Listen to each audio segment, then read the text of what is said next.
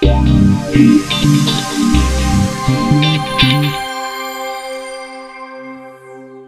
this is Bill Caskey, Caskey Q&A again. We get hundreds of questions not every week, but in the last couple of months we've gotten a lot of questions. Phones are going off behind us. This is like a hotbed of activity, inbound call center.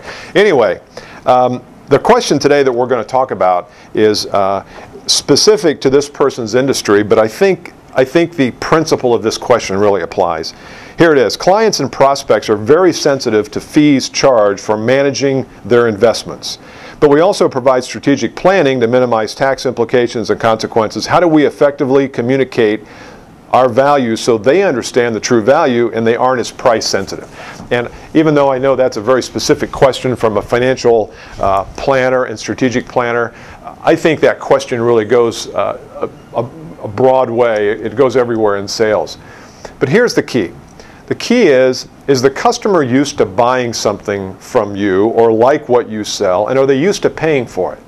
For example, when I go to my local grocery store and buy a gallon of milk, I know about what a gallon of milk is. And if I'm starting to pay $7 or $8 for a gallon of milk, I'm going to say, wait a minute, I just paid $3 for this last week. So the problem is that if you sell something the prospect is not accustomed to buying, you've got to educate them, not just to the value of it, but to the price of it and how the economics will take care of it. So if you are selling someone that is not usually bought, you've got to make sure that you use this concept of education. And you even have to say to the prospect, this may not be something you're interested in.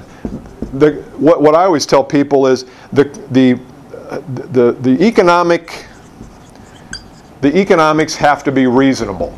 Now what that means is, and you can use this, you can steal this from me, but the economics need to be reasonable, meaning what am I going to pay versus what am I going to get?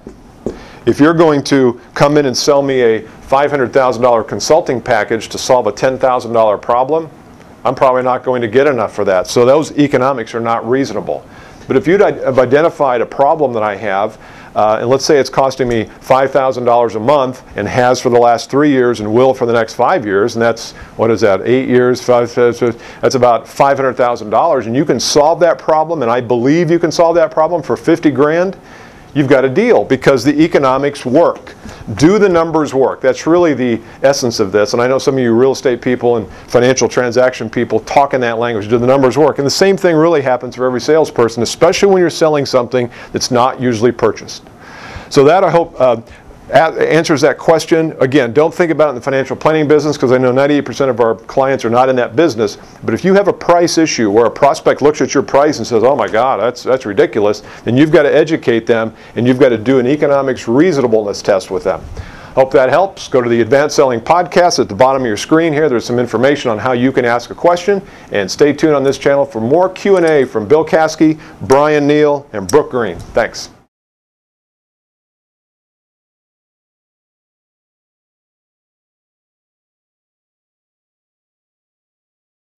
Yeah.